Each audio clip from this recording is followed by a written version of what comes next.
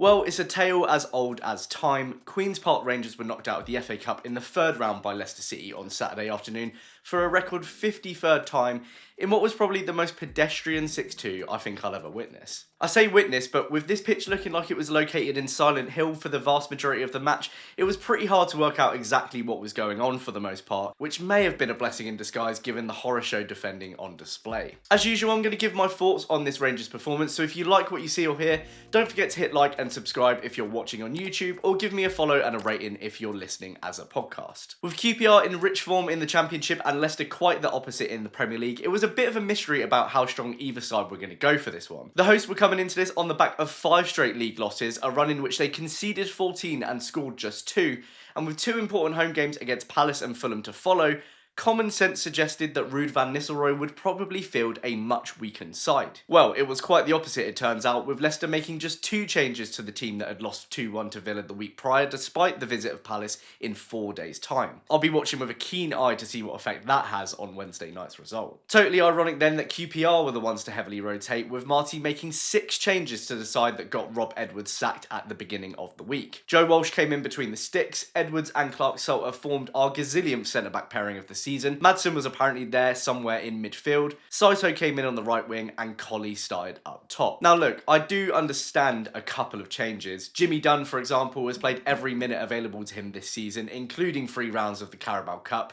Paul Nardi the same in the Championship. But this is where a bit of expectation management wouldn't have gone amiss. Morgan Fox had, to be fair, let slip on Sky after the Luton win that he and others were in store for a rest. But when you've got Marty saying he didn't like reading comments from fans saying we wouldn't be up for it in his pre-match conference 2 days before, I personally got the impression he might actually go for it here. I mean, why not go for it? This is a QPR team that has raced up the Championship table into mid-table over the past 2 months after that dismal start, and one that should now have done enough to keep itself out of the relegation conversation unless it completely implodes. That run of form has of course started the wink wink nudge nudge of us now being nearer to the playoffs than the drop, the we couldn'ts could we. But we all know the reality is this is probably a mid-table finish for QPR, maybe a top 10 if we keep on playing how we have been. Now after the past 2 seasons we've had and the start we made to this season, I am not complaining, 13th feels wonderful. But my point is, if you're not going to go all out in the FA Cup third round in a season like this, when will you? I mean, with the run we've been on, why not add a win against Premier League opposition to it? The way this team has reversed its fate is proof that winning breeds confidence, and I would love to have seen what we would look like with a Prem scout thrown into the mix. The case for rotation, of course, was to give some players a well-earned rest, particularly important with our horrendous injury record this season. And like I say, for Dunn, Nardi, even Morgan, I hear it.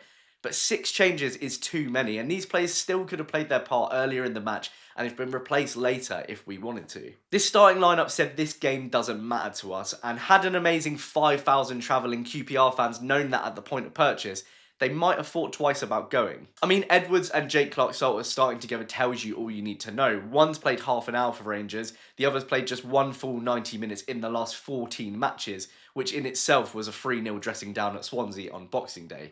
You're asking for trouble. Funny then that until about 35 minutes we actually gave it a bit of a go, and until the first of 3 Harrison Ashby brain farts that I've been warning over the past few matches have been coming, we were actually in this. Despite virtually every Rangers player losing their mark for James Justin's opener on 8 minutes, I can give them the benefit of the doubt for the first goal. As soon as that free kick was won out on the left-hand side, it was pretty obvious that Walsh was going to have a hard time seeing a white ball in fog as thick as that, with that choice of ball being the second most ridiculous decision from the FA, only behind allowing this match to actually go ahead. That caused panic in the box, Walsh misreads it, and Leicester's right back was left free to turn the ball in for 1-0. The bizarrest thing though is that for the next 20 minutes, rather than looking to double down quickly, Leicester put every man behind the ball, pretty akin to how we were early in the season whenever we'd go a goal ahead. It's quite rare that Leicester have been in a winning position this season, so I suppose it was just muscle memory, and it meant that it was all Rangers from this point onwards for a little while. And after some promising attacking moves, predominantly led by Chair down our left,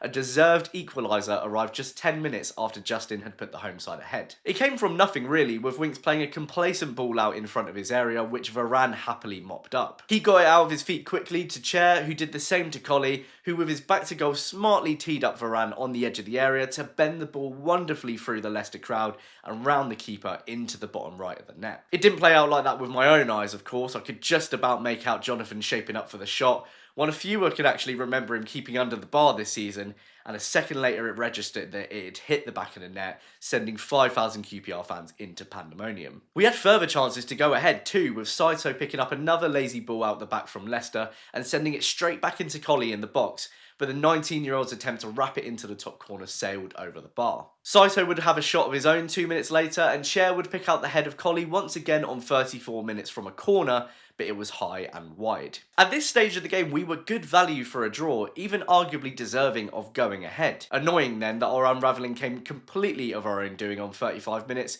when Harrison Ashby's attempt to Cruyff turn Mavididi, well in his own half might I add, was easily read, leaving El Khanous free to drive into a right backless space and into the box. He cut it back to Mavididi, and completely against the run of play, Leicester were back on top. Now, Hoops of regulars will know I've complained about Ashby's failure to do the basics over the past few games, even with him featuring in back-to-back home wins, and so the fact he got caught out here was of little surprise, particularly against Premier League opposition. But that didn't make the fact that he proceeded to make a further 2 mistakes that led to goals, the next being 3 minutes later, any less frustrating. Recognising our obviously vulnerable right-hand side, Brighton loanee Bonanate quickly worked the ball out to Mavididi, whose simple ball in behind to El Khanous immediately took Ashby out of the equation. He crosses into the box, Rangers don't pick up the runners, and Bonanate heads home for 3-1. That felt cruel at the time, but it was entirely of our own doing. And the fact that the defender next to Ashby was Edwards, a fellow loanee who'd only played 30 minutes in a Rangers shirt so far, didn't really help. He had an erratic game too, and his attempts to drive the ball into midfield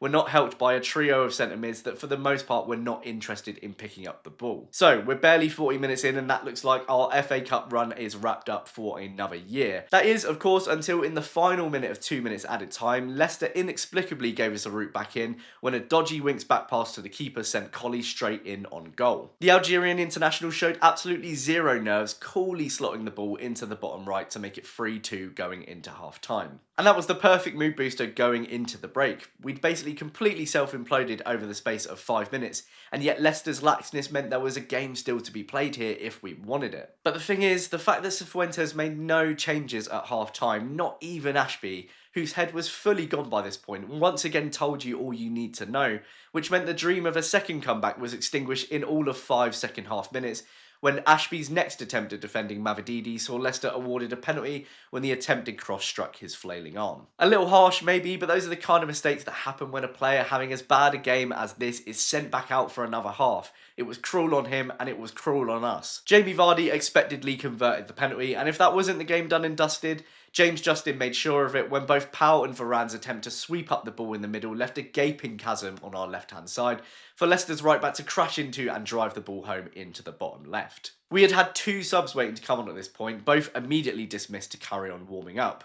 Smith and Morgan would come on a few minutes later for Field and Cher, Colback and Lloyd shortly after for Powell and Colley, and eventually, finally, Frey for Saito. But I'm not really sure why we bothered at that point. If your plan was to rest these players at 0-0, I'm not sure anyone needs a run out at 5-2 down. So it was one-way traffic for the rest of the half, and although we briefly flirted in their box towards the end, Leicester made sure to add one more for good measure on 93 minutes when Wout Vass clocked Lloyd's pass to Frey and pickpocketed him before he even had a chance to know what was going on, before driving towards goal and unleashing a rocket from the edge of the box. You might notice I've not yet mentioned Madsen, and that's because a game with fog like this was absolutely perfect for him. He completely vanished, and his statuesque defending for Vass's goal perfectly summed him up.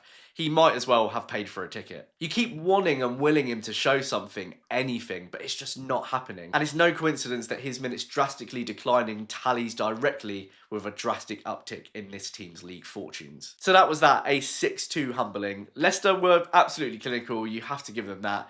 But they won't get 6 goals easier. And that's the most frustrating thing. They actually made a lot of mistakes of their own in that first half. And had we patched our own obvious leak at half time, I truly believe we could have got something from this game. All I can say is I hope that using this as a chance to rest our players works out. Like I said in my preview, the last time we did that against Palace, we'd lost just 1 in 5. We then failed to beat Millwall in the next home game, and we wouldn't win for another 10. I like to think that we're a very different team to that now, but my point is this does now up the stakes for Argyle away next weekend. Go there and fail to get a result, the same at Hull City the following Tuesday, and our fans will rightly ask why we chose to rest a winning team that was on the run it was on. Anyway, onwards and upwards, that is all from me for this match reaction. Thank you so much for watching and listening as usual. Do let me know what you thought about this performance in the comments below. And if you've enjoyed this, you're not already subscribed or following, then please consider doing so. It really helps me to grow what I'm doing. Thank you so much again, and I'll hopefully see you in the next one. Cheers!